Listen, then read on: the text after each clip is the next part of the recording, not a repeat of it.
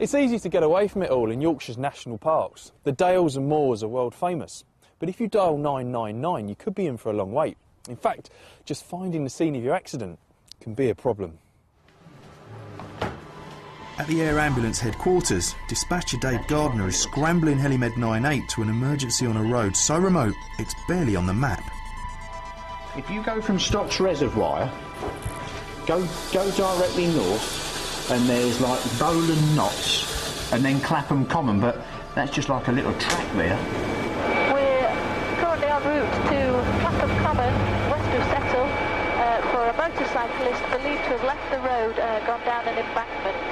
To be fair, it depends on what speed they're doing it when they come off, what protective clothing they've got on, but more than anything as to whether they actually hit anything once they've come off. She's gone down a ravine, apparently. For paramedics Sammy Wills and Tony Wilkes, this incident sounds horribly reminiscent of a rescue last year. Then they ended up risking their own lives to save a biker who had come off in identical circumstances. It was a traumatic battle they eventually lost. And both paramedics vividly remember an emotional meeting with biker Graham Chaplin's family. Hi, Denise. All right, oh, never mind that, yeah. Thank you very much for all you did for him. Now it looks like it's happening all over again. No wonder Sammy has strong views about bikes. I guess there have been too many accidents, and too many people don't go home fatigued.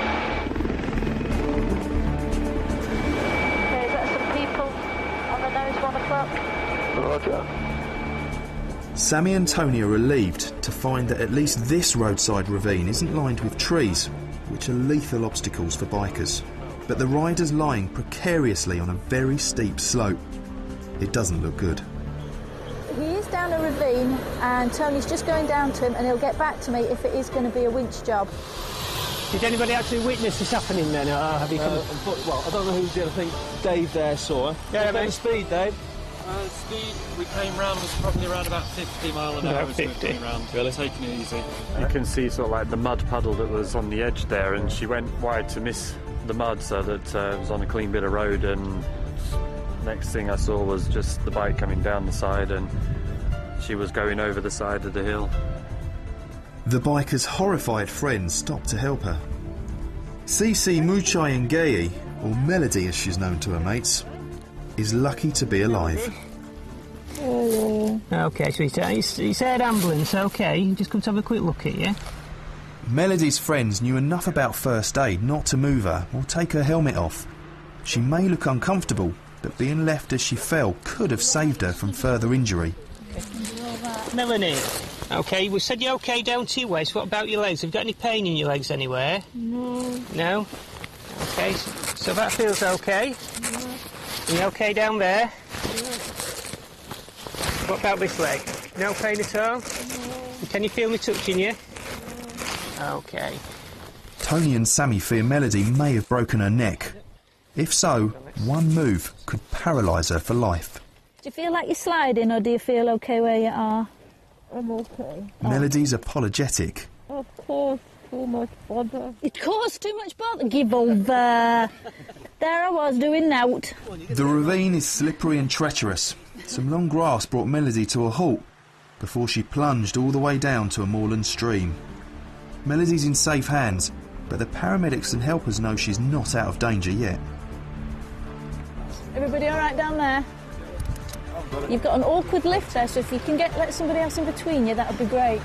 Grace? Melody is one of a small band of women bikers who love the thrill of two wheels.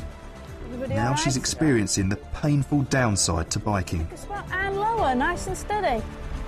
There you go, Mel. Does that feel a bit flatter for you?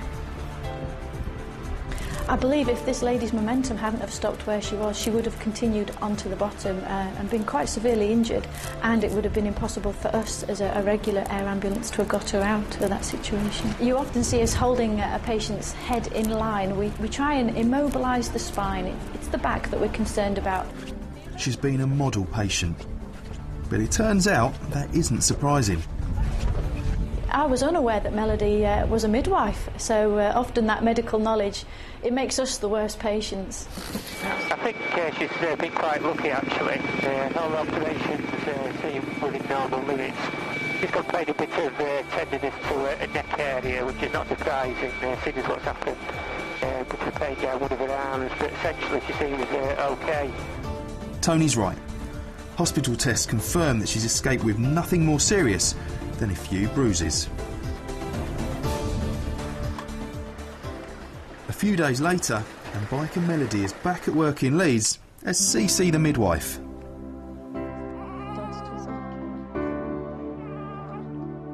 I think he's hungry again. You might want to feed him again. Yeah, he's chomping on his hands. Yeah. Her hospital colleagues have been giving her a hard time about her split personality, leather-clad biker and deliverer of babies. Most of my colleagues think I'm absolutely mad. I think they feel that I, of all people, should realise the dangers of biking. But like anything else in life, everything has risks, and it's a risk I'm willing to take. And amazingly, her accident hasn't dampened her enthusiasm for two wheels. Whenever she can, CC leaves the babies behind and heads off into the Yorkshire Dales. There's just such a sense of freedom when you're on it, and it's just you and your bike, and nobody can get to you. You can't. There's no mobile phone. There's just you and the bike. And you're out in the country, and it's just beautiful roads, beautiful scenery. Well, what more can you ask for? A midwife with two very different passions in her life: delivering babies and riding motorbikes. When I'm at work, I just get on with my work. I'm quite passionate about my work. But on my days off, when I'm out on my bike, then that's what I'm passionate about.